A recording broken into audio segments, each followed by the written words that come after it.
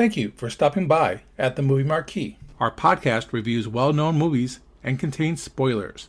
The podcast may contain mature subject matter and mature language. Listener discretion is advised. Enjoy the show. Quiet on set. Places, everybody. And action.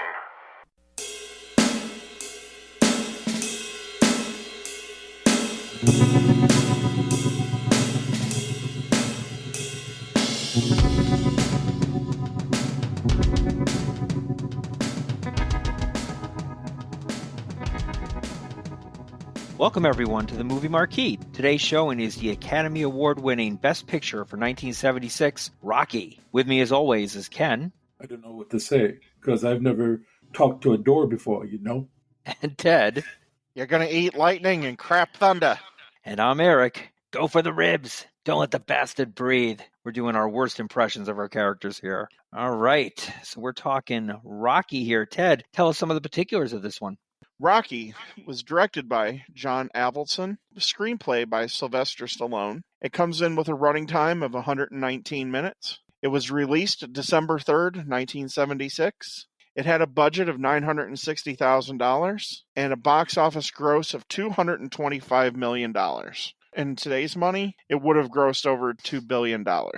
Rocky stars Sylvester Stallone as Robert Rocky Balboa, Talia Shire as Adrian Panino, Burt Young as Paulie Panino, Carl Weathers as Apollo Creed, Burgess Meredith as Michael Mickey Goldmill, Thayer David as George Mills Juergens, and Joe Spinelli as Tony Grazzo. And a lot of family members of Sly's family in there doing stuff. Frank Stallone does make an appearance in the movie. His ex-wife did still shots, and his father was a bell ringer in the fight. Yep. What were the reviews of this one? I'm assuming they were pretty good. Well, on Rotten Tomatoes, it is a certified fresh of a 91%. Shocking. It has an audience score, though, of only 67%. When we look at our critics, it was hard to find an actual critic that had something negative to say, but I did find a couple. A couple of the negative ones were from Richard Scheichel of Time magazine. He said the story is achingly familiar, and though Stallone has a certain power, he is certainly not the subtlest actor to crawl out from under Marlon Brando's overcoat, whatever that might mean. And then Vincent Canby of the New York Times, we've discussed him before. The screenplay of Rocky is purest Hollywood make-believe of the 1930s, but there would be nothing wrong with that had the film been executed with any verve. And I know Eric likes the $5 words, so... Those are incredible words. On the positive side, though, we had Kathleen Carroll of the New York Daily News. She said, like the movies of Frank Capra, Rocky is a glowing tribute to the human spirit, a chin-up reminder that the decent little guys of the world often accomplish the impossible, if only because they try so hard. Arthur Knight of The Hollywood Reporter said, in addition to a heartwarming script, Stallone has created on the screen a character of enormous appeal and charm. Half articulate but funny, gruff but good-hearted. And then, of course, Roger Ebert from the Chicago Sun-Times. This was a 4-star review and part of his great movies collection. His review said, a description of it would sound like a cliche from beginning to end. But Rocky isn't about a story, it's about a hero. And it's inhabited with supreme confidence by a star. It sounds not only cliched but corny, and yet it's not.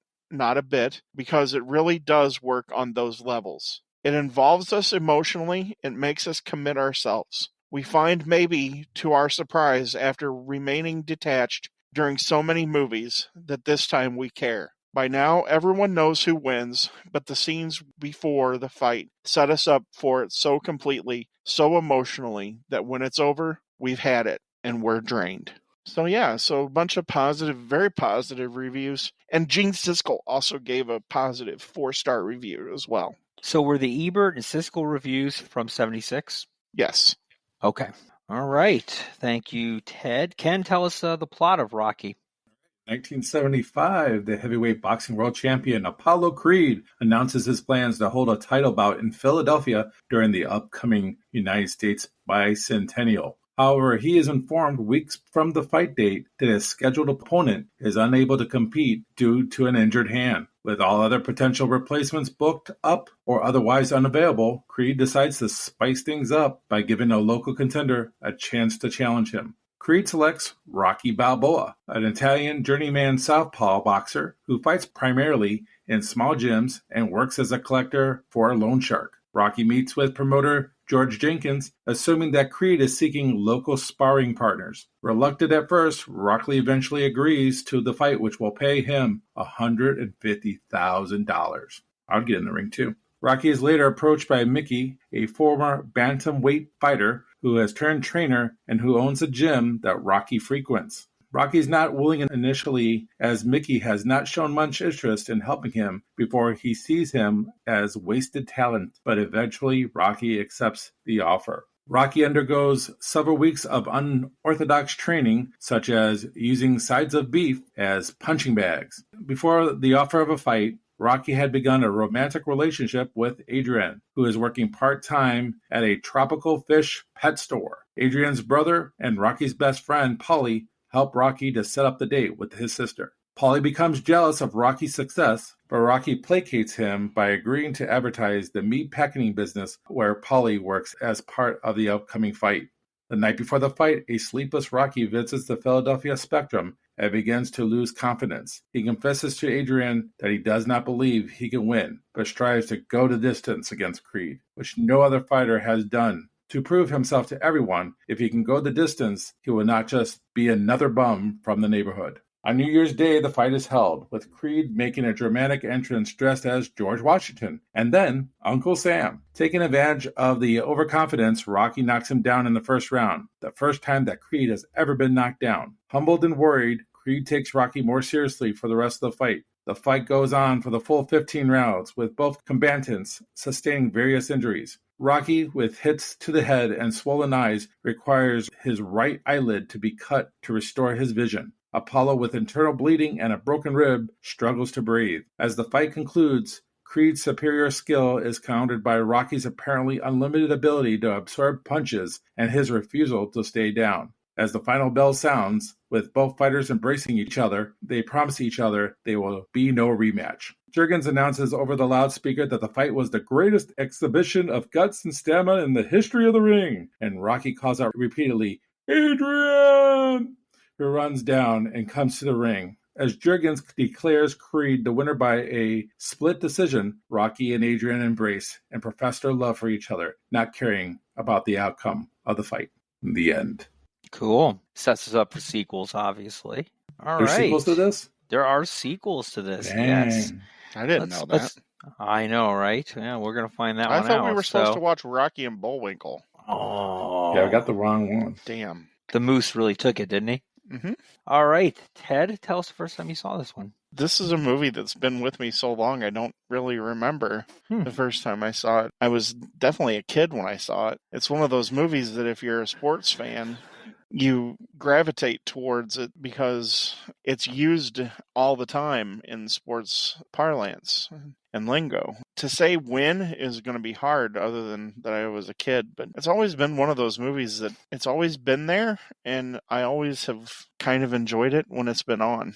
Cool. Ken, you saw it on cable? You bet your box of briefs I did. It's a running joke, but this time it's true. I watched it as a young kid. I would probably say I was probably 9 or 10 years old, roughly, when I saw it on cable. I just kept on watching it and kept on watching it. And actually, this movie is probably my source of my love for boxing. This actually got me into watching boxing. Which I know that you and Ted are avid boxing fans. Mm-hmm. Yes, we are. I myself am not an avid boxing fan, so I don't have any skin in the game when it comes to boxing techniques. Is it real? Is it fake? How does it look? We'll talk to you guys about that, how the realism of this movie looks compared to real bouts and real fights. I was a perfect age when the Hagler-Leonard fight came on and was broadcast, and it was the biggest fight ever. And then, of course, Tyson was right when I was a kid, too. Boxing was like there. Of course, this movie would have been right in line with all of that. Okay. Well, for me, this is a little bit of an interesting story. First movie I ever saw in the movie theater, I've brought up before. Anyone remember? Anyone paying attention? E.T. E.T. was the Oh, first movie I saw in the movie theater in 1982. okay. Did not see a movie in a theater until 3 years later. Rocky IV is what I saw in the Ah, theater. Rocky beats communism. That's right. Rocky beats communism. And I loved that movie. Oh, I love that movie so Oh, much. it's great. Spoiler alert, I love Rocky IV. So after that, I'm like, well, I got to see the other three Rockies, of course. So we're probably talking like what, late 85, early 86. So VHS is the thing. We rented all three of the Rockies, and I remember watching with my father, actually, all three of the Rockies. So I have it probably January, February of 86 would be my guess, because it was cold outside when I saw this one. Very cool. Very cool. Yep. I like Rocky beats communism too. It's hokey, but it totally it is a favorite. is.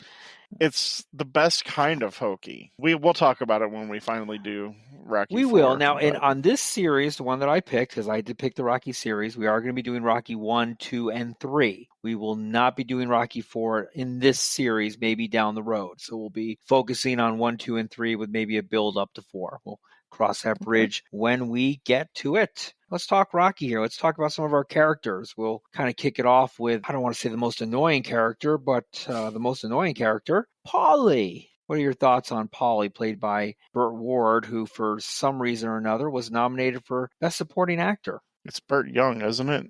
Burt Young. Burt Ward is from Batman. I'm sorry. Good call.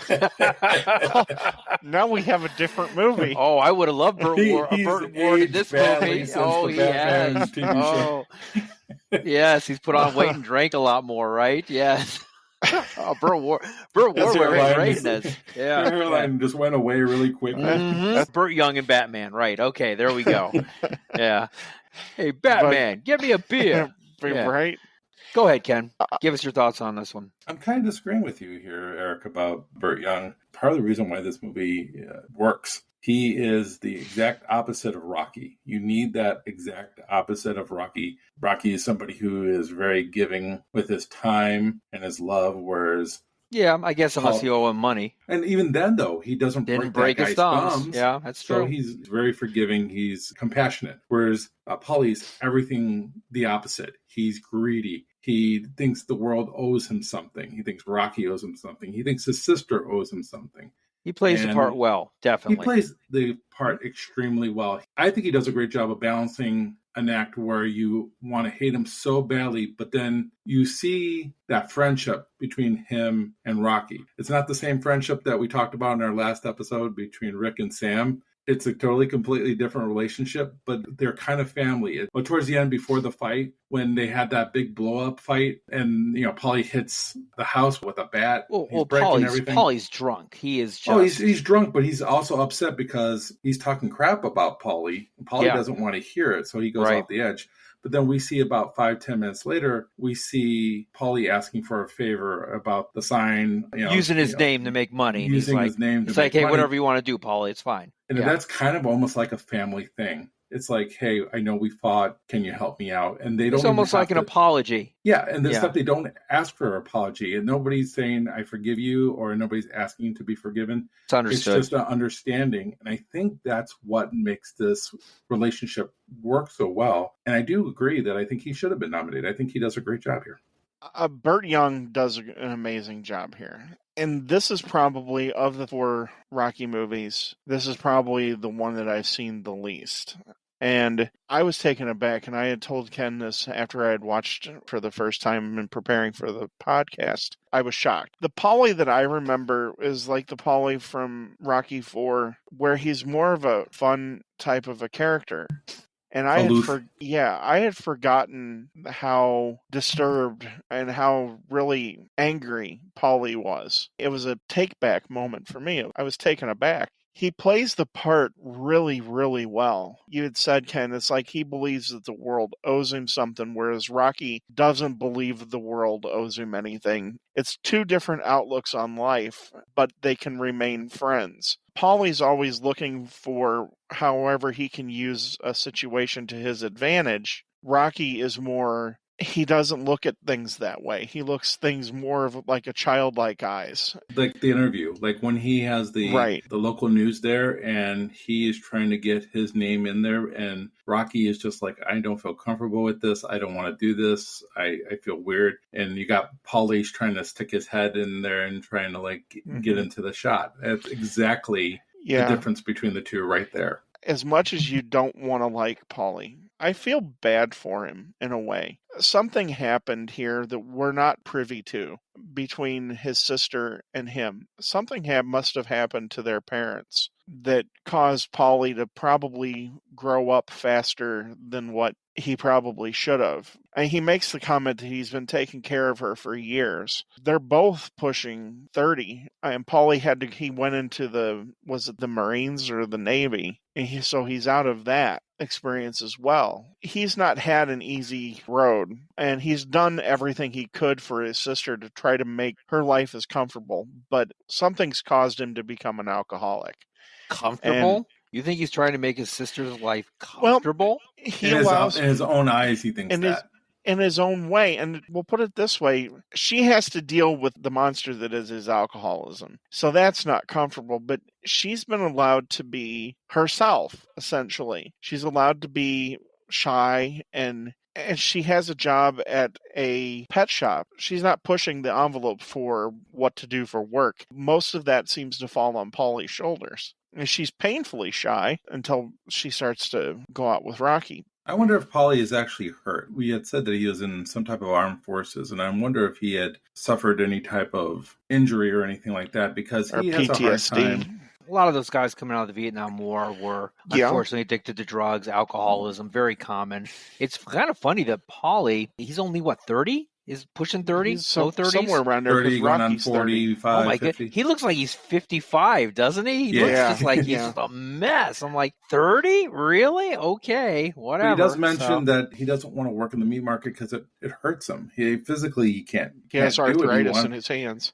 Right. He's a mess. He's a mess. My favorite part, though, of Paulie, amazing enough, is when we first meet him in the bathroom and the mirror is gone and he's still trying to comb his hair. I think trying to do it with the shadows on the wall. I'm convinced that Paulie broke that mirror being drunk one night and he doesn't remember breaking the mirror. Oh, you're probably not too far off. Sure. That's the story I'm going to go with. Very possible. Because we know he's got a temper. Oh, yeah. And Burt Young really did a good job here. So being nominated for Best Supporting Actor, I can actually see that pretty well. I guess I came off a little abrupt saying that Burt Young was not a good actor in this movie. You were thinking Burt Ward, so that's I was not thinking Burt Ward. I wasn't. I swear I was not thinking Burt Ward. Yes, Burt Ward is a horrible actor, and that's just what I'm going to talk about that. He's a sniveling, whiny ass kisser who, whatever. That's fine. Holy boxing matches, Eric. What is Robin's character really as compared to Batman, right? Let's be honest. Well, that's a whole nother psychological That's a whole other podcast.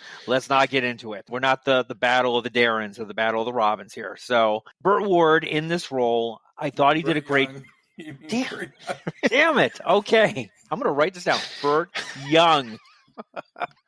Okay. All right. I'm hoping that the people listening to the podcast actually know who Burt Ward is, which will make it even funnier if you know who this man is. Total opposites. Burt Young. I don't believe he should have been nominated for Best Supporting Actor in this. I think the category was pretty stacked with people that deserved it. Obviously, he did not win. He was good in this. Don't get me wrong. He played the stereotypical lower class, urban Philadelphia family who doesn't have a lot of money. They're blue collar. They're borderline abusive. He played the role really well, and Talia Shire played the role well as Adrian, which we'll be getting into next. I don't know. The friendship between them, I don't know. It just didn't click with me as Rocky's best friend is Paulie, but I know Rocky didn't have a lot of friends, so I guess Paulie would be his best friend. Actually, the friendship makes total sense to me. I mean, I've seen a lot of these type of relationships. I have had friends that I've had to bail out of jail. And why was I friends? Usually it's because they're loyal. Most of the times, friends, are usually there. Paulie might be an alcoholic. He might be abusive. He might be all these things. But one thing he's always... No, he is an alcoholic and he is abusive, but he is loyal. He is loyal. He's always there for Rocky in the end. Yes. No matter what, he's always stuck by Rocky's side. Through all the movies, all 4 at least. You say guys always say only 4. There's 6 of them, amazingly enough. So there's 6 Rockies. There wasn't a 5. Rocky 5. We're not going to talk about even Rocky Sylvester 5. Stallone doesn't even count Rocky 5. So. Rocky 5 doesn't exist. Doesn't exist. I know of this movie of which you speak. I know not of. We should look at the Rotten Tomato reviews on that one, see how bad they are. Ooh, doggies. We will eventually down the reviews. Yeah. Oh, do we have All to? right, so let's talk about Polly's sister, love interest, Talia Shire, Adrienne. Adrienne. What do you guys think of her role? I know in doing some, as I like to call it, half-assed research on this, I know they had a few other people lined up. Susan Sarandon wanted to get her, but she felt she was too pretty, which I would agree. I think Talia Shire plays this role beautifully. She comes off initially very homely, perfect look. Date rape victim? No, not date rape victim at all? Date rape victim? Where are you getting date rape victim? You don't think that Rocky kind of pushes her into a corner? Literally? Oh, stop it. He puts his arm around her so she can't leave. He takes off his clothes to show his T-shirt and that little hole in the middle of his shirt right there. I mean, the wife how beater. sexy is that? Wow. Every chance she says that I want to leave, he says no. He won't let her leave. She gets to the door and he puts his hand on the door. She could have left 5 minutes earlier if she wanted to. No, date rape, no. Well, first off, if it was date rape, then they wouldn't have probably had that really nice relationship going into all the other movies. If you remember this, she was pushing to have more relations with him during this movie, but he didn't want to because he was training. She was all over him in this movie after that. Because he's the Italian stallion. And then she moved in with him. She had no choice, Paul. Absolutely. Paulie actually destroyed the house. Yeah. But it does come off being a little weird in this day and age, especially watching that scene and watching her try to get out of it. She says, I shouldn't be here. She feels uncomfortable. He is not making her comfortable. Is this the Dean Martin date rape song, the Christmas song? Yeah, basically. Yeah. Okay, it just doesn't hold up that's well. What should have been. That's what should have been playing. Should have been playing on it, right? That would have been perfect. Yeah. Yeah. Maybe it's cold outside. Maybe it's cold outside. That's right. It is late November. That's true. Barring your date rape scenario there, she was a perfect fit for this. Talia Shire is she's not the most attractive woman on the planet. Let's be honest. She's not a goddess of any sort. But I thought when she came out of her shell, she looked really, really good. And I thought coming out of her shell, she was a little bit more enthusiastic, more talkative. Definitely cared more about what was in Rocky's life. You want to talk about abusive relationships, it's Paulie and his sister pretty much keeping her down. The only reason why after Paulie gets drunk and beats the hell out of the lamps and stuff, she loses it. She's like, you taking care of me, I've taken care of you. Who cooks, who cleans, who does your laundry? And I agree. She's almost like a motherly figure to him. I think that's your abusive relationship, and she finally gets out of that. You're exactly right. Yeah. It's definitely an abusive relationship. Baby, it's cold outside. You're completely correct. It's an abusive relationship. And here again, I think that this goes back. Something happened to their parents that they've been dependent or codependent on each other for a long time. And I think that that's what's kept her down. But Adrienne's one of my favorite characters in the movie. I think her transformation is one of the best parts about this movie. She goes from a person who's so painfully shy, but then she gets into a relationship with this guy, for the most part, a very lovable guy. And he does care for her. It's quite obvious. He cares for her more than the fight itself. Right. It shows that when she's surrounded by love, she comes out of her shell. What Ken had said, the situation, it could have been written better. Looking at it through 2022 eyes, there are some minor things that probably could have been done different. But here's the other thing, though, too. You have Sylvester Stallone, and one of our critics had brought up that he's a prototypical Marlon Brando type of hero from the 50s. So even in the 70s, Rocky is a throwback character. And you can see a lot of Streetcar Named Desire, Stanley in On the Waterfront. Rocky. Right, and On the Waterfront, of course, because I could have been a contender.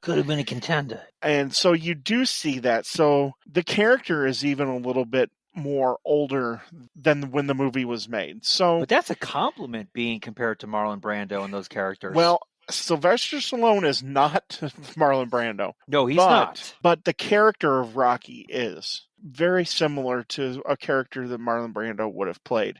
We should have got Marlon Brando to play Rocky. Yeah, no, not They at were this talking point. Redford. They were talking a few people to play. I saw that too. And your favorite guy, Ryan O'Neal. Ryan O'Neal. Yeah, the best. You would have loved to see him get the crap kicked out of him, right? Exactly. You took the words out of my mouth. But Adrian, she's such a wonderful character. As much as you root for Rocky, you are also rooting for her. And I know it's cliche, but I love the part where they're in the ice skating rink and they're walking around. And even though Rocky talks too much, it's perfect because she doesn't talk a whole lot. Well, it's where she's starting just to come out of her shell slightly. Right. The next scene is when they go up to his apartment and...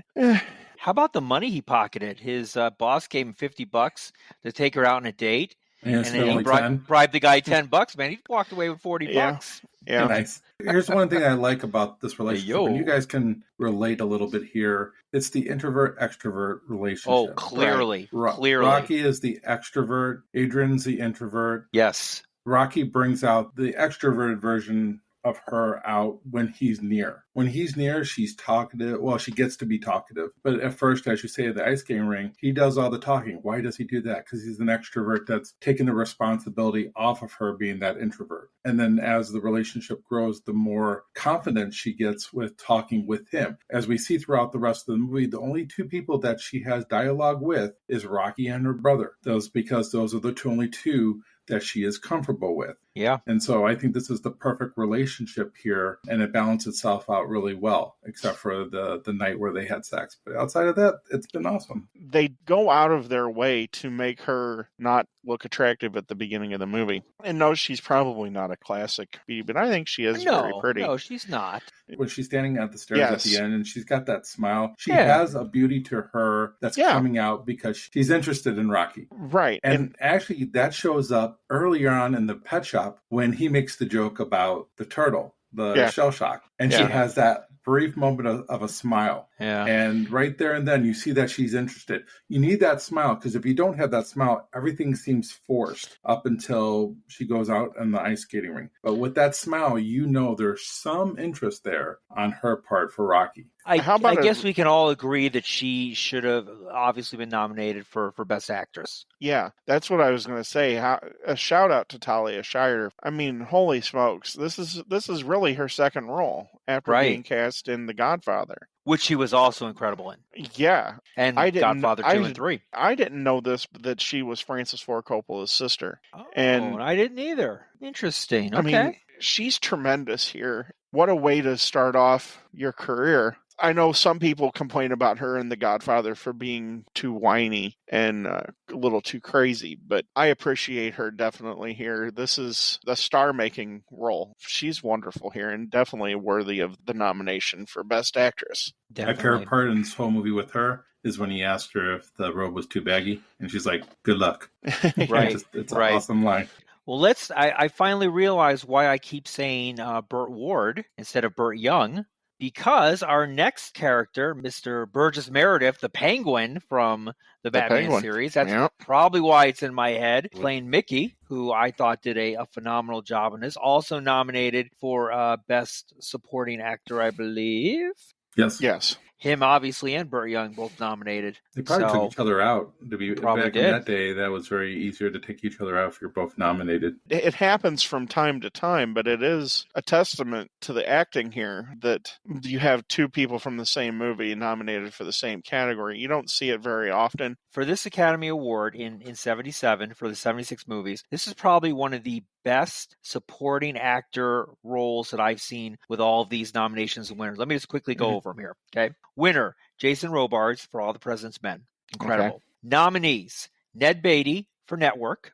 Oh, for Network, okay. For Network. Burgess Meredith for Rocky. Laurence Olivier for Marathon Man. Oh, geez. And then Burt Young for Rocky. still incredible roles by all means, even you're Burt in Young. there with two of the heavy hitters. Whenever you mention Olivier, you're in Marathon with one Man's of the an incredible greats. movie too. Terrifying movie. We'll talk about some of these later on when we talk about Rocky winning the Academy Award for Best Picture, deserved or not deserved. But let's continue here with Burgess Meredith. In my opinion, I mean, he played this role incredibly as kind of like the disgruntled ex-boxer who had a prime, pretty much got the crap beat out of him, how he describes it, and then kind of fell on hard times and just ended up being like just an owner or a manager of the South Philly ring where he's trying to mentor boxers, including Rocky in his own special way. He kind of tried to mentor him even before this bout with Apollo Creed came in.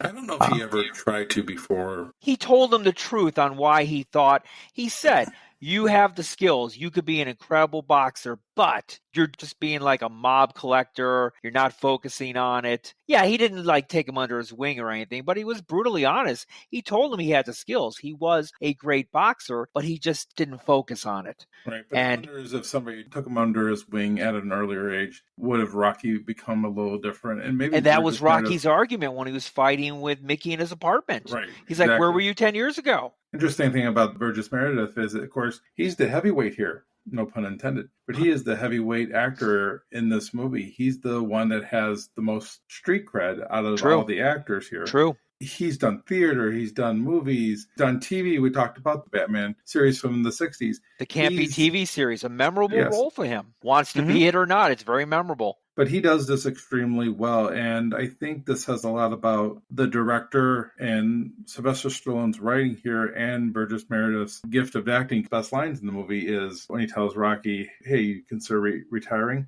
That's ad lib. That's not in the original script. Burgess Meredith brought that into when he was rehearsing. He just said that to see what kind of reaction you can get from Sylvester Stallone's character. That's what he brings to the table. He brings everybody's game up because he's so professional and he knows how this all works. And every scene he's in with Rocky, you're just happy that he's there. Mickey is the last piece of the puzzle that makes this movie go.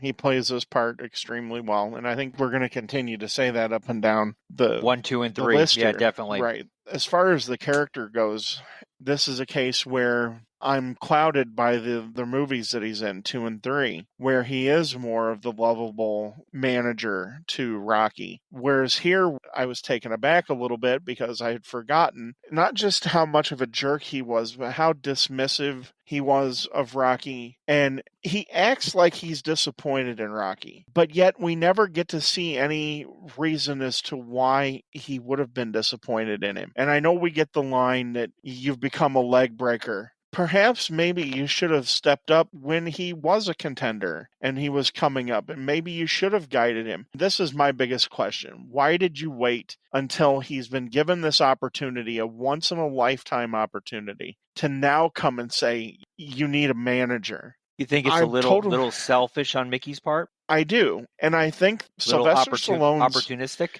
Right. When they're alone in the apartment, I think Sylvester Stallone's reaction, which by all accounts was not scripted, and a lot of that ad-libbed by Sylvester Stallone. So in Sylvester Stallone, there is an amazing actor somewhere. Oh, wow. Okay. He does. I mean, he does. But after this, he really becomes a 1980s action movie cliche.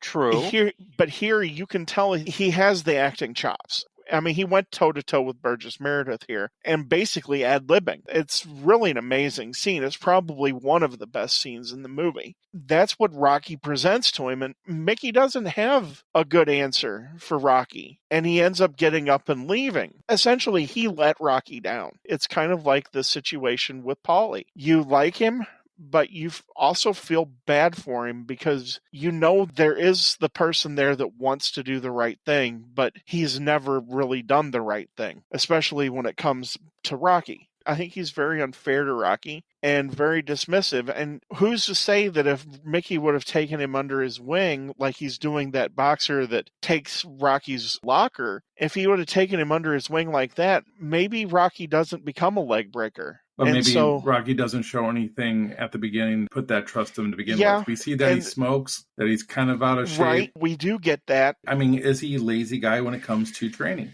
These are all questions that happened before the movie, and by no means do I appreciate us coming into this world right here, because we can come up with these questions and we can answer them kind of by the context clues that we get from what Sylvester Stallone puts on paper in the screenplay. I still can't watch him drink all those eggs. Ooh, it's gross. Grosses It's me gross. out. Oh, I forgot about that scene. I'm like, oh no, he's gonna drink the eggs. Just as a crazy thing, the fight that Mickey talks about when he's talking to Rocky in the apartment, and he was knocked through the ropes. That is an actual event that took place in 1923. And he says that Jack Dempsey got knocked out of the ropes. And that actually happened in Yankee Stadium, either the Yankee Stadium or the Polo Grounds, where the fight was taking place and Jack Dempsey was knocked out of the ring. And amazingly, he got in before the 10 count. That's neither here nor there. So he was actually talking about a real event. Now, whether or not Mickey was, the undercard or whatever. Just talking about this scene, because this is probably my favorite scene in the movie with him and Rocky going back and forth. But the staircase, walking up and down the staircase, for whatever reason, I'm drawn to that. So I'm going to just pivot a little bit here. I know we're talking about Burgess Meredith, but the filming of this, and even though this wasn't in Philadelphia, this apartment, this was actually in LA. In fact, they had to put a fake brick wall behind his windows to make it seem like there was another building. There was a palm tree actually next door. They had to put a fake brick building in front of it. At no time do you feel like you're in LA. Movie, this feels so legitimate. It feels like you're in 1975, 1976 Philadelphia. Have you noticed that all the big cities in the mid-70s all just littered in garbage and trash and filth? Exactly. And they all look so run down. It had a similar look to me as Everything. Taxi Driver. Taxi Driver, any mid-70s, late 70s. I mean, I know New York was like on the verge of bankruptcy in the mid to late 70s. They had their big garbage strikes and stuff. But all the cities, except for LA, of course, but you go with all your Rust Belt cities, they all look so run down, and there's garbage and there's no sunshine. And like you said, Ted, there's smoke and factories and smog. And everything looks so depressing. This is a real apartment. This is a dirty, bug-infested apartment. When Rocky says, come over here because the bugs are over there and you'll be safer over here. He's not lying. That is actually true what's happening in that apartment building. But the apartment building reminds me of Taxi Driver. Yes. Robert De Niro's character in Taxi Driver and how filthy that rundown place, and rundown was. Sure. One thing I could say about 70 films is they paint this picture of what life really was in the 70s, and they do it well, and I think Rocky does it extremely well, and I think that's why this film does stand up with some of the other films that were nominated, because it has that real feel to it. Taxi Driver being one of them. Mm-hmm. Yeah, and at no point do you feel like you're taken away from where it's supposed to be. It feels very authentic, and I just wanted to say that since this apartment scene was really moving. On that thread, I would say this too, and this was mentioned in a couple of the reviews that I read. The way it's shot is really brilliant. I believe it was Ebert who said it. There's a very isolationist view of Rocky. It feels like Rocky versus the world. You're constantly just on him in his little universe. There's really nobody else outside of his little universe that you see. Even when he's doing the training montage to start off with, right after he does the gross egg thing, he's by himself. He's isolated. I think that really adds something to it, along with the grit that comes with actually shooting in that time. How about the grit of him running in Chuck Taylors? Running in the Chuck Taylors. You ever run in Chuck Taylors? Those are not comfortable shoes to walk in, let alone run. Oh my goodness. But it's that grit, like you were saying, Ken and Eric. You were saying that it's, the dirty. You feel the grimy, almost like grimy. It's a real feeling. This isn't cleaned up for cinematic value. A lot of the shots of him training were shot in Philadelphia, and you get the random. Just him, hey, get out there and run, and we'll film you. That was pretty much it. Exactly. The guy who threw him the orange, someone just threw him an orange. Exactly. Yeah, it's awesome. I can't remember the term that they used for it, but it was something about, I think, pirates, something about that, where they do it with no licenses or anything like that. Yeah, because the city of Philadelphia required licenses to shoot there if you had to set it up and stage it. and they just did it. Yeah. By doing it that way, it captures the same thing that Martin Scorsese catches in Taxi Driver. It feels real and authentic, and I think that's a big part of this movie. The people feel tangible, like you know a guy, and here we go You back. know a and Polly, right? Yeah. Exactly, and you Might be on and this you go, podcast for all we know. It could be on this podcast.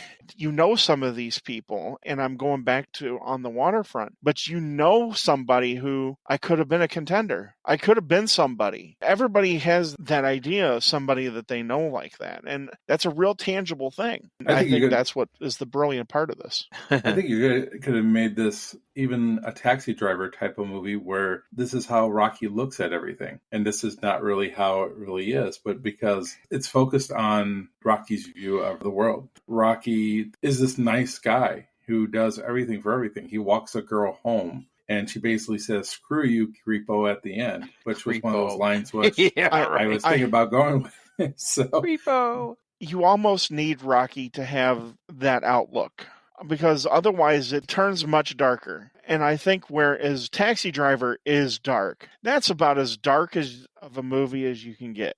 Rocky brings forth that just bit of enough of hope and positivity that this movie needs to offset what we've described as, the isolation and the griminess and the overall situation that he finds himself in with a best friend who's a raging alcoholic. And he has a temper too. Yeah, it seems like we've pivoted over to Sylvester Stallone. We have pivoted. Is there anything more to talk about Rocky? And maybe the relationship between him and Apollo Creed is quite interesting.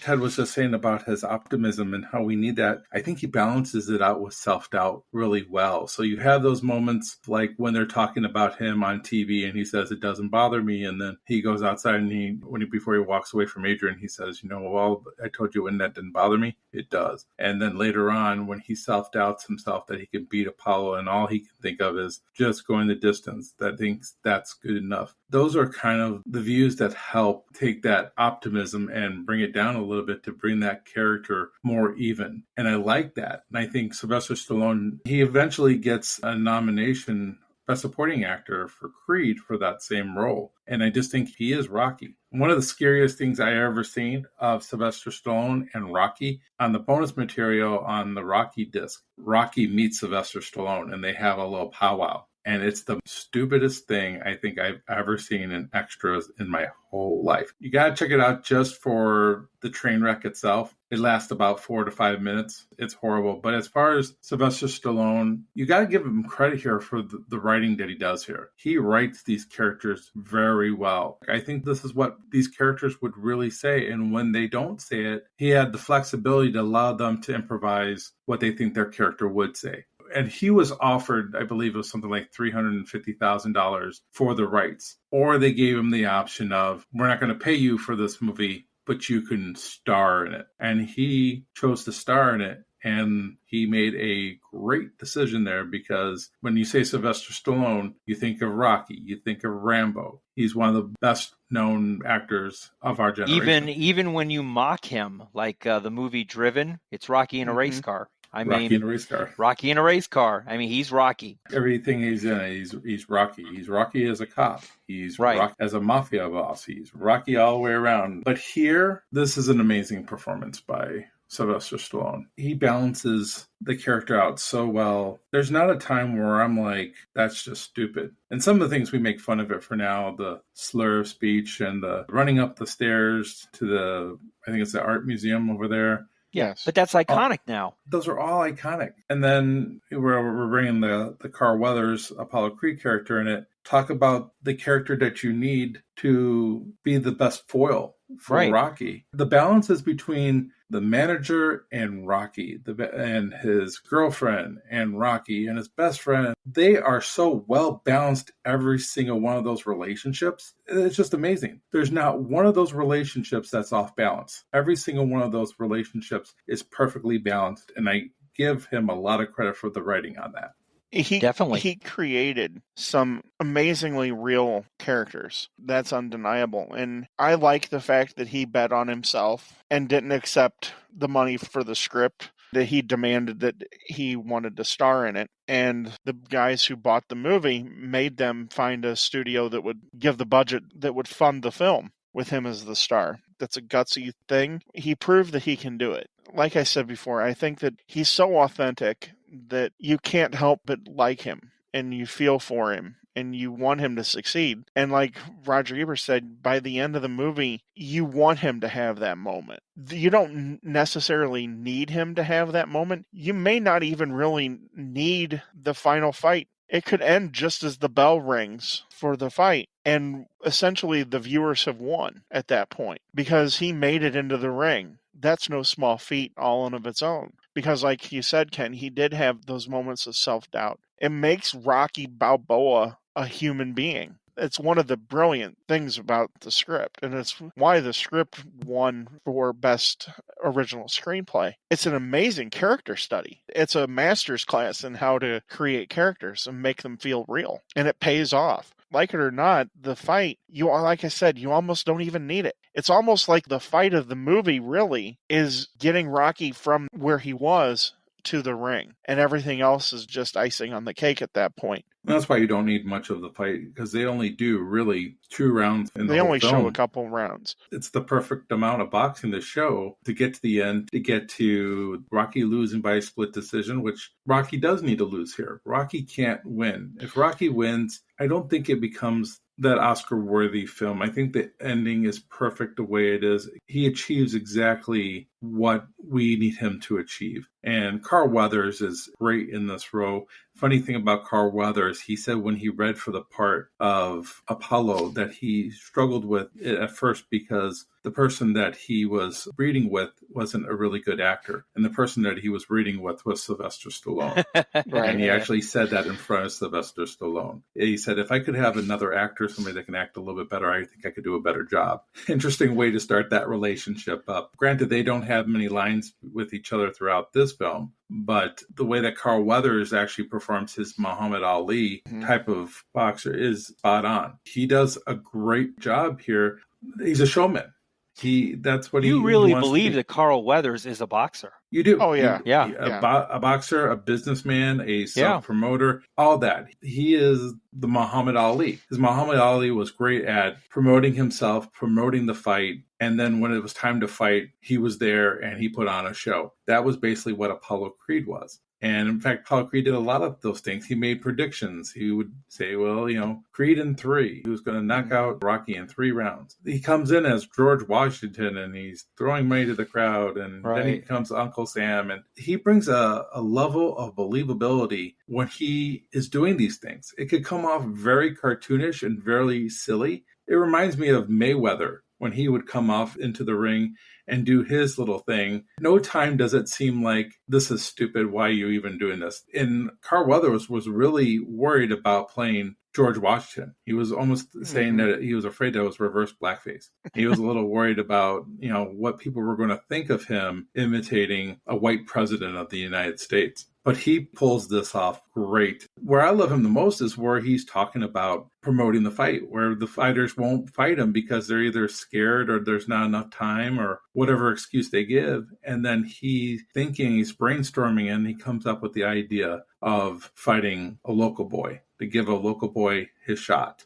I just love the fact that he's smart, that he's business savvy, that he is ruthless in the ring. He has all these qualities. And there are all these things that Rocky is not. And then, of course, when they get into the ring, they mesh perfectly. Rocky's the kind of guy who goes for the ribs and goes into the body and makes it hard to breathe, where Apollo is this great technical fighter who knows how to use the ring to his advantage and has never been knocked down. And Rocky gets knocked down all the time. We see him get headbutted at the beginning of the film during a fight. This goes back again to the greatness of the character development and having the right actors in the right roles and having the right characters play off each other in perfect ways, in ways that unfortunately we do not see again in the rest of the series.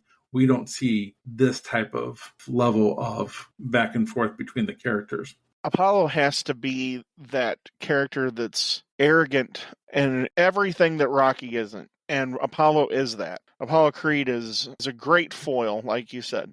We need him to be the overconfident champion that's willing to give somebody like Rocky a chance. And I think that's one of those great things that makes the movie relatable. Because how many people believe that if given a chance against somebody like this, what would we do with that shot? And Carl Weathers plays this amazing. Carl Weathers was an NFL star. He's a physical specimen, to say the least. He plays this part extremely well. He's a Muhammad Ali prototype and things of that nature. He brings the right amount of overconfidence that is needed, and it provides the end of the movie.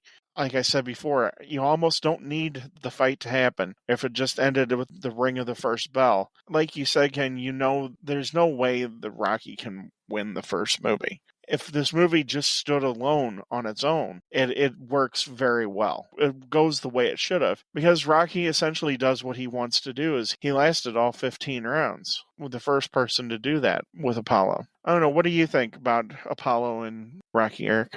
Pretty much everything you guys said is accurate. I mean, Apollo Creed is a complete opposite of Rocky, and it's needed in this character. And the relationship obviously clearly changes in 2, 3, 4, which we will obviously talk about down the road. But in this movie, the relationship is needed where you need an arrogant world champion. Now, the one thing I think is kind of interesting is he really only picked Rocky because flipping through the book, the name the Italian Stallion stuck out. That was really the only reason why he picked Rocky. He didn't pick him on his skills, his looks, who he's fought. It was literally the name, the Italian Stallion. That is why he picked Rocky, which sounds like a monster movie. Sounds like a monster movie. That's right. Yeah. And I like his rationale on why he picked him, breaking it down like, Italians discovered America and get it on with one of their descendants. That's right. Yeah. The way he rationalized it and was kind of building up this, like you said, a monster movie, building it up in his head, which is kind of interesting. I did like seeing the old Spectrum, the inside of the Spectrum there in Philadelphia. I was looking for Charles Barkley during that whole period. Yeah. Just a little bit before Charles Barkley. So. It would have been right in the midst of the Broad Street Bullies, the Philadelphia Flyers. I will say this again about the relationship between Apollo and Rocky. Apollo is desperate to have this fight. He will do whatever he can to have this fight work. He could easily just stop it and move on and do something down the road, but this fight has to happen for him. Whereas Rocky's offered this fight, and Rocky initially says, no. I'll pass. The only reason why he does the fight is he's told that it would be un-American of him not to fight. And Rocky doesn't want to be un-American. Right. He knows that he hasn't done what's needed to get this shot. But he doesn't want the limelight. He doesn't care about the limelight. Whereas Apollo, that's what he craves. He wants to be the center of the stage. Rocky doesn't want to be that. And I think Rocky's a simpleton. He is a simpleton at heart. He's uneducated. Not sure if he can read real well. We know he can't spell Del Rio. Right. He wants to earn it. And he doesn't feel that he's earned it. But he's, dare I say, manipulated into it. They really manipulated him. He wants it the old-fashioned way. He earned. That's right. Right. He's that type of character. He wants to be able to know that he got the opportunity based off of his own talent. That makes him a human being, too. The one thing I really found interesting is Creed really thought from day one that this guy had no shot. He wasn't a contender. Every person. He's knocked out every single fighter there was. He has no reason to think that anybody can beat him. Doesn't take it, and his trainer's watching him on TV, train with the meat. Watch this boy that you're going to fight. Yeah. He's like, no, I need more coffee. He doesn't take him seriously. I like the line. I can't think of his manager's name, but he's, they're in the later rounds. The guys, this guy thinks it's a real fight. Yeah. They really thought he doesn't think it's a damn show. He thinks it's a damn fight. Yeah, they were going to they thought they were going to take him out. And go home, right. They didn't see this playing out the way it did, and then the pressure obviously is on him. Let's be honest. Was 15 rounds on a decision, was Creed really going to lose? No, and that's the whole point. Is split decisions. You don't want Rocky to win because it takes away from the rest of the movie if he wins. There's one more character that I want to touch on really quick because I enjoy this character is Gazzo. I love the loan shark. That relationship with Rocky again works really well too. Yeah. Rocky's intimidated by him, even though Rocky's got the muscle and everything. When Gazzo goes after him for not breaking the guy's thumbs, Rocky looks like Will Smith is about ready to hit him and slap him. And Gazzo knows everything what's going down. He knows everything. Yeah, everything. Don't you know I hear things? And he does. Yeah, it's kind of funny. And then you have his sidekick who basically makes fun of Rocky during the whole time and tells them to take Adrian to the zoo because, retards love the zoo, which you couldn't get away with in this day and age, that line. No, but I like Gazzo. In fact, we see him in another movie that we just talked about being nominated, Taxi Driver. He shows up at the beginning of that film. He's also in The Godfather. He's also in The Godfather. He's actually was a good, close personal friend of Sylvester Stallone at that time. And Sylvester actually worked to get him into that film for that role. And this is the interesting thing. These characters have so many flaws. Rocky, he's the muscle for a loan shark. You have the loan shark that he's actually friends with. Paulie brings a $250 hooker to the fight. Right. He's like, hey, Rock, look what I brought, my date. She only cost me $200. She's like, no, it's $250. I mean, these characters are not the straight and narrow characters, but we love them because they're well-rounded characters. They're not portrayed as one-dimensional. And I think, again, kudos to the writing, kudos to the actors that played this, because I think in other hands, these guys can come off being one-dimensional, and this movie could have been extremely flat. Let's talk a little bit about the movie score in this, which is obviously iconic now. At the time when it came out, especially with the Academy Awards, you had some pretty big movie scores this year coming up. You had the theme to The Omen, you had A Star is Born. This one definitely held up, and obviously the Rocky movies now are known for their soundtracks and their movie scores. Eye of the Tiger, the whole Rocky IV soundtrack is a training montage. There's just incredible music, background music. You hear it and you know it's from one of the Rocky movies. It's just iconic. The movie score in this, the training montage, is really incredible as well. Every time I hear it as a kid, I shadow boxed. I pretend I was a boxer, and I was pretending I was Rocky Balboa, and I was beating up Apollo Creed. The music is uplifting. It makes you want to go out and run and work out. And as you just said, Eric, all the other Rocky soundtracks are kind of like that. Eye of the Tiger, you wanted to go out there and hit a punching bag because you felt like you had that edge because you were listening to that song. This score here is incredible. It's got to be, if not the best score, it's got to be in the top 10 somewhere because it's that iconic. People will be able to hum the theme to Rocky without even actually seeing Rocky because it's been all over the place. The trumpets at the beginning that announce the movie, that is as iconic as the theme to Star Wars or the Imperial March from Empire Strikes Back. The moment that those notes hit, you picture Rocky at the top of the steps in front of the Art Institute in Philadelphia. You can't think of anything else. If you think of something else, you're probably lying because you know that song. You know what it's associated with.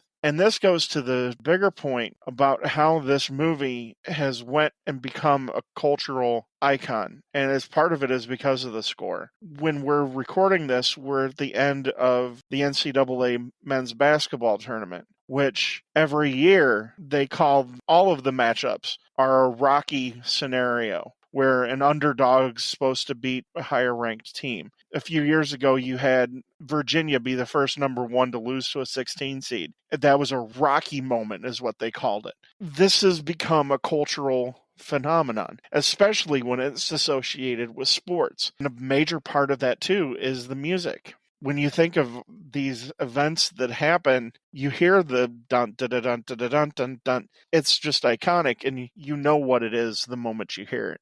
Definitely. All right, we're coming to the end of this podcast here, but I think we do need to definitely talk about the fight. I know Ted and Ken are big boxing people. I'll kind of let them go into it because the fight is a pretty important part of this movie. What are your thoughts on it, Ted? Let's go to the technical aspect of the filming of the movie. Sure. I think it's great that they showed the inside of the spectrum, and for the most part, they do a good job showing the crowd. What they didn't need to do was to put the stock footage of a crowd that doesn't fit into the spectrum. From the 1950s or 60s, it looked like. Yeah, totally doesn't fit. You know why it doesn't fit? They couldn't fill the stadium. That's what I had read. It doesn't mesh well. That's one of the only filmed parts of the movie that doesn't fit. When they show from the top down and they're looking at the ring, that has to be one of the smallest rings It did look small, didn't it? that any boxing match has ever been fought in, let alone a heavyweight title fight. We'll put it this way. If Leonard and Hagler had fought in that ring, Leonard would have been dead. Hagler would have killed him. He wouldn't have been able to run for 12 rounds. That thing was so small, it looked like one of those bouncy house size rings. It's completely ridiculous that it was that small. It looked so small that it looked like Deontay Wilder, who was one of the heavyweight champions of the world here recently before he was knocked out by Tyson Fury. It looked like Deontay Wilder could have reached both ring ropes just putting his arms out. That's how small the ring looked. That's a small thing. Minor in the scheme of things, I guess. Yeah, in the grand scheme of things, because really you don't want Sylvester Stallone and Carl Weathers running around a regulation-sized boxing ring. Most of your viewers are not going to know the difference. That's probably true. But there's a lot of throwbacks here as far as how grueling and grinding the fight is that they show. There's a lot of throwbacks to the Thrilla in Manila between Frazier and Ali, where these two guys have literally beaten each other within an inch of their lives, it looks like. And Apollo has broken ribs. Rocky has a broken nose, and his eyes are so swollen shut that the corner man has to cut to relieve some of the pressure around his eyes. Now, I don't know back in the 70s if that was allowed, but today's parlance, if you do that, corner would be banned for life from boxing. Oh, okay. Cutting him like that, I don't know if that does the necessary what is intended there, because that would have been a bloodbath if they had cut him like that. Because you try to prevent cuts in a boxing match, not cut to relieve pressure around an eye. Okay. But as far as some of the punches, it actually doesn't look that bad. It actually looks better than a lot of boxing movies that have come out. The action looks real. They do a good job with the actual in-ring fighting. In fact, in this movie, more than all the other movies, you start off with Apollo doing his jab, starting off slow, getting his distance and stuff. You have Rocky missing because he doesn't have the distance. But Rocky doesn't have the arm length, so he has to get inside and go to the body. The way they meshed the styles were perfectly. Again, it's like a perfect match of a guy who's going to the body and a guy who's jabbing his way in and taking out that eye. Both of them are doing two different things to each other. I think they do a great job. And the fact that they limit the amount that we see, we only see about 2 rounds, maybe a tad over 2 rounds. The 15th round seems like it's only 15 seconds long. That bell rings and it's like, wait a second, that was a very short round. But there's enough action here to really enjoy. If you get any more than this, then you're going to open up yourself to criticism about real boxing against what they're doing. Rocky doesn't seem like he fights like a southpaw. No, he doesn't. That's one of the things that Apollo's manager has said, that he shouldn't have been taking a fight with a southpaw. And Apollo's trainer, to his credit, and to Sylvester Stallone's credit for putting it in the movie, explains why that you don't want to fight a southpaw if you're a right-handed fighter. Your timing's off or something? They do everything backwards. You see a lot of clashing of heads because of that. Stepping on feet. And yeah. So you do see a lot of that in a real fight, but I don't notice that Rocky fights like a southpaw. I believe it when Rocky hits Apollo that it hurts. And I don't know if that's Carl Weathers acting or if they did land some relatively decent shots. I know that they were having trouble when they were filming it, and because it didn't look real. And Carl Weathers was getting mad because it didn't feel real. The director sent Sylvester Stallone home and he choreographed the fight and actually went to Burt Young, because Burt Young in his younger days was a prize fighter, and he made a few changes. So they did choreograph the fight, which I think that helps a lot in making it look believable. I thought it looked very believable. And again, I think it's because of the length of time you dedicate to the fight of the movie. And I think that allows it to get away with it. The longer the fight is, the more risk you're going to give it. People are not going to notice he's not fighting left-handed because of how long the fight is. It's not as noticeable as Ray Liotta not batting left-handed playing Shoeless Joe Jackson in A Field of Dreams. Which I'm sure also a lot of people didn't notice. Be surprised. Yeah. One last thing before our lovely reviews. This is loosely based on a true story. Loosely. Chuck Wepner won the lawsuit, but he settled. It was Chuck Wepner versus Muhammad Ali. It was for the title. He was ranked in the top 10, top 5. He might have been a mandatory challenger for Muhammad Ali. I think the fighter that Muhammad Ali was supposed to fight had to back out, and so he got. And so they put Wepner in there, and Wepner went all 15 rounds are 14 rounds. He was in the middle of the 15th round when they stopped the fight. And he, quote unquote, knocked Ali down. When you go look at the video of it, Wepner stepped on Ali's foot. But yeah, he went 14 and a half rounds with Muhammad Ali. He really didn't never do anything after that. He's had some biopics made of him, and there's been some documentaries. Hey, I've watched a fight, and there's been times where I just like, oh, I wish he would just be able to finish the fight too. You know, you're just hoping. Yeah. Every single time I watch the fight, I know what's going to happen, and I know he's not going to make it through the 15th. I've never watched the whole fight. I've watched the whole fight. It's not one of Ali's best fights by any stretch of the imagination. No, because he didn't take it seriously, and that's what we see in the plot of this film. And as that's Carl Weathers says, Apollo Creed didn't take it seriously either. Let's wrap this up here before we talk into our reviews. This movie won the 1976 Academy Award for Best Movie. Do you guys think it should have won? Before you answer that question, I'm just going to go over the list of nominees.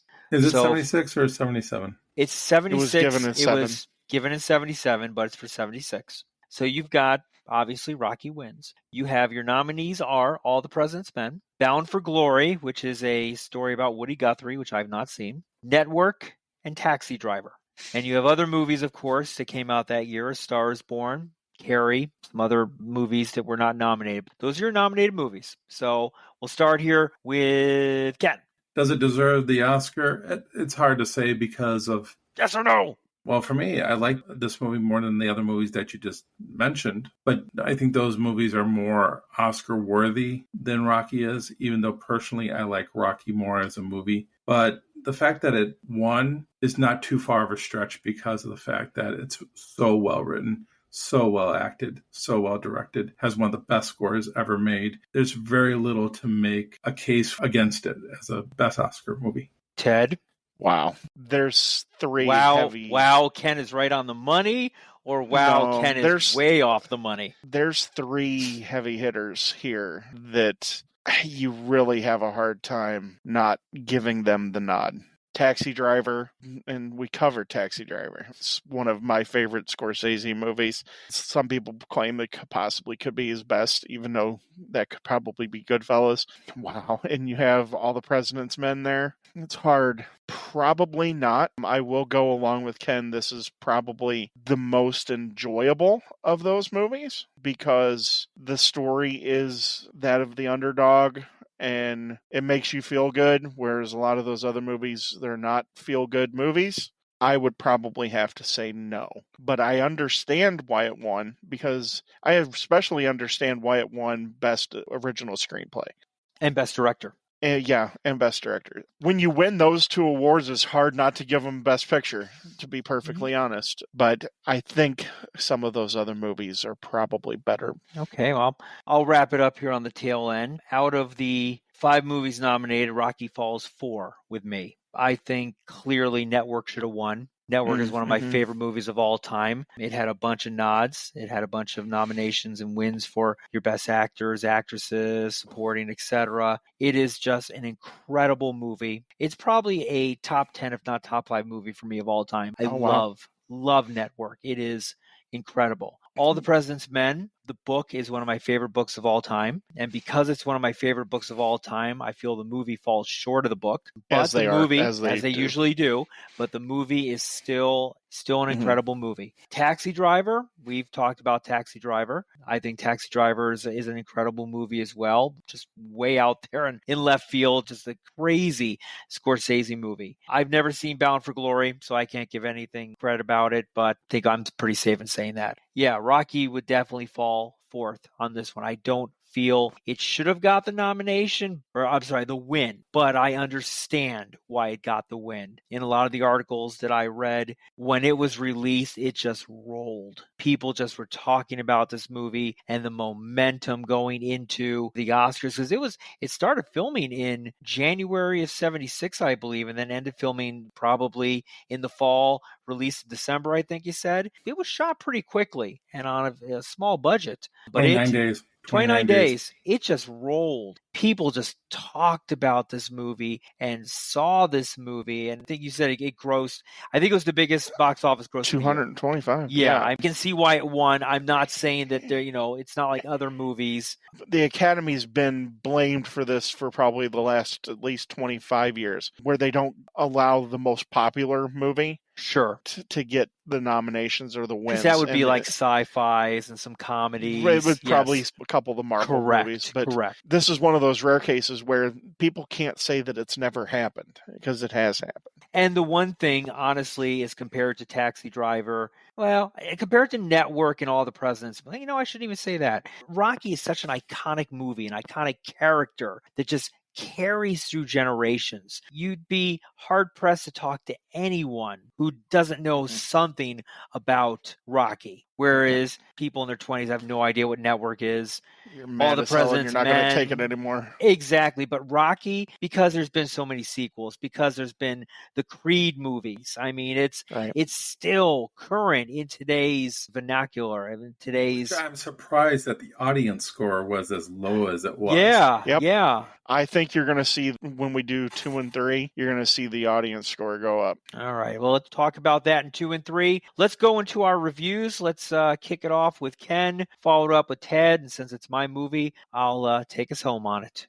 Rocky's a great film. It's iconic. Everything about it. Its characters, its music, the way it's filmed. It was on a $1 million budget, and the producers had to write something that if it went over budget, that it would come out of their own pockets. That's how much faith they had in this script, and they gambled and they won. Everybody can almost relate to Rocky because everybody has things they want to accomplish, and either we strive to accomplish them or we make excuses not to accomplish them, or we have things that get in our way that prohibits us to accomplish them. And Rocky kind of takes all those things and puts them together, and you do cheer for Rocky. You don't necessarily cheer for Rocky to win that fight. As I remember as a kid, I wasn't interested if Rocky was going to win. I was happy that Rocky was there and doing well. And when he lost at the end, it didn't bother me. Why? Because he won. He ended up with the girl. He ended up doing what nobody thought he can do. And we won as the audience because we were on that journey with him.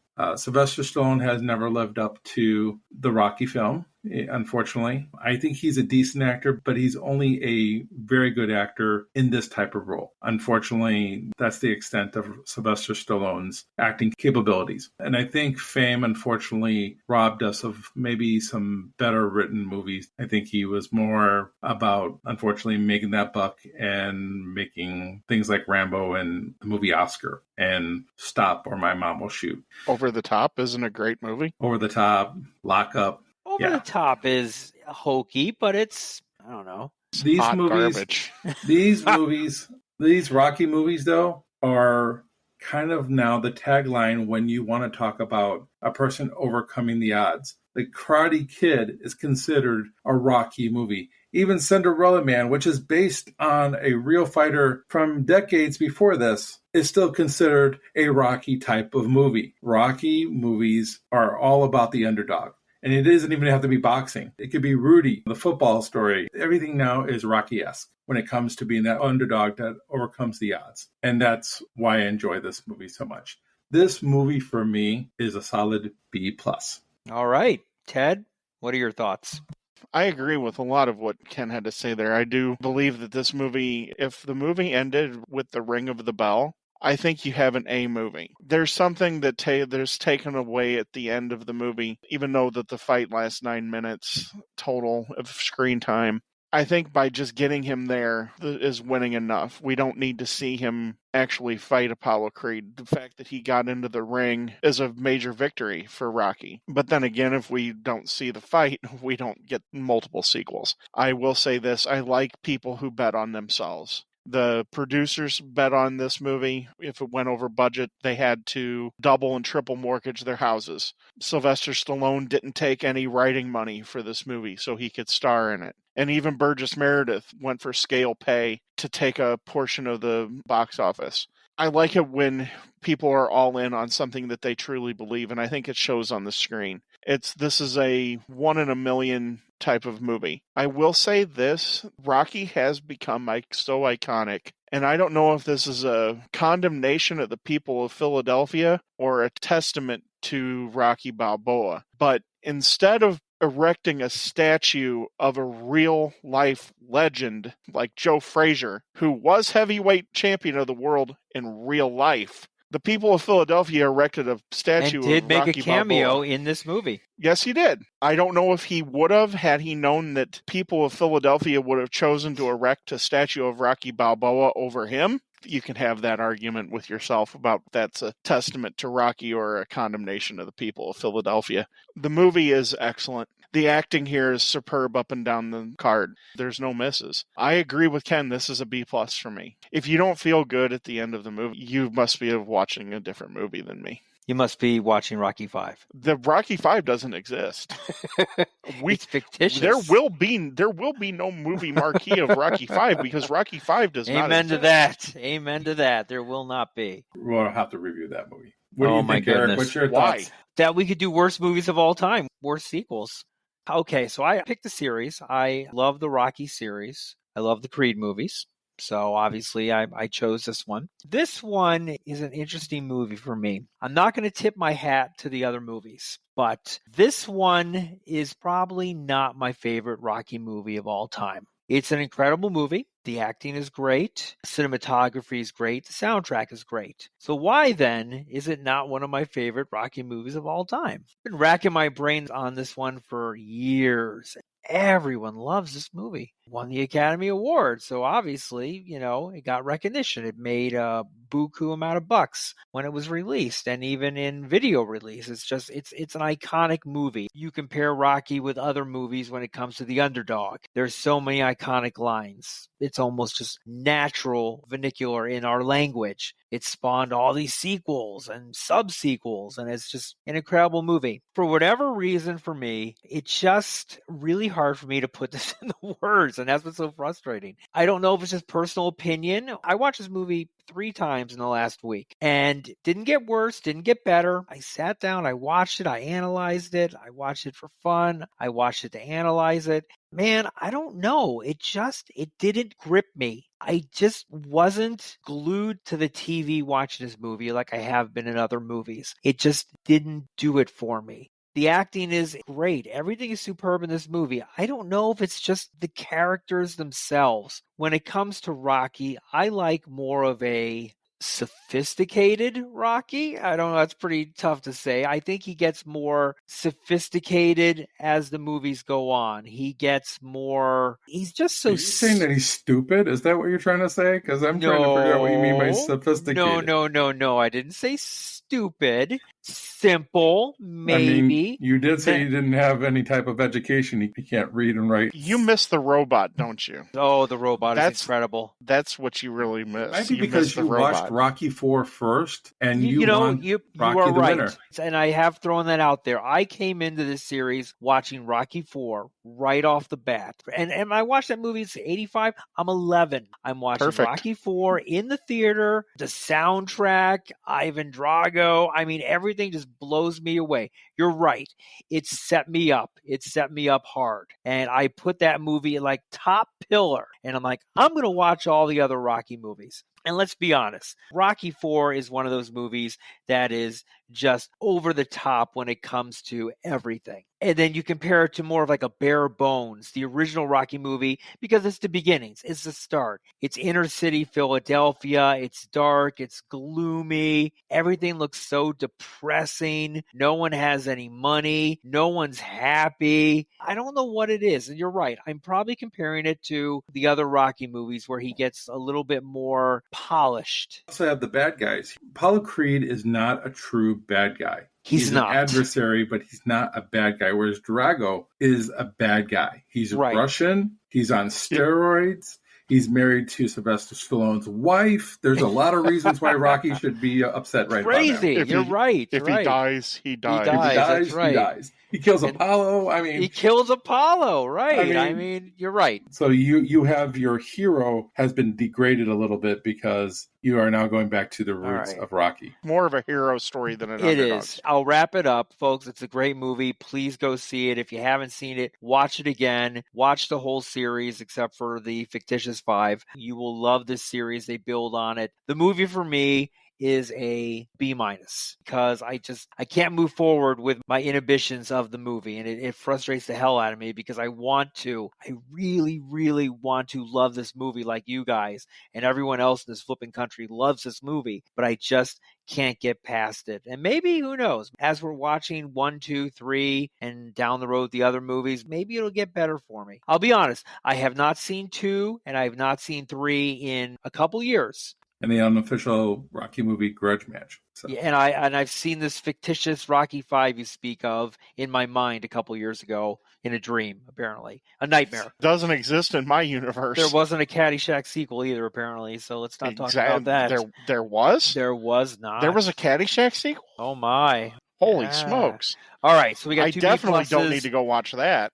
And a B- from me, folks. Let's wrap this up. Ted, where can they find us on the World Wide Web out there? We can be found on Twitter at movie_marquee with 2 E's. And whatever platform you're listening to us on, whether it be Apple, Spotify, or Anchor, if you can, rate and review us. I know you can on Spotify and Apple. If you give us a 5-star review, it helps us get our name out there, helps us get seen, and you never know what good things might come of that. Ken, what are they talking about on Facebook? If you want to join the conversation, look us up on Facebook, the Movie Marquee with 2 E's. There's a lot of articles out there. We mentioned the Oscars. And of course, we can't mention the Oscars without mentioning Will Smith and Chris Rock's incident. Maybe that's why Eric doesn't like Rocky as much, is because he just watched the Oscars and that was more real than the Rocky movies.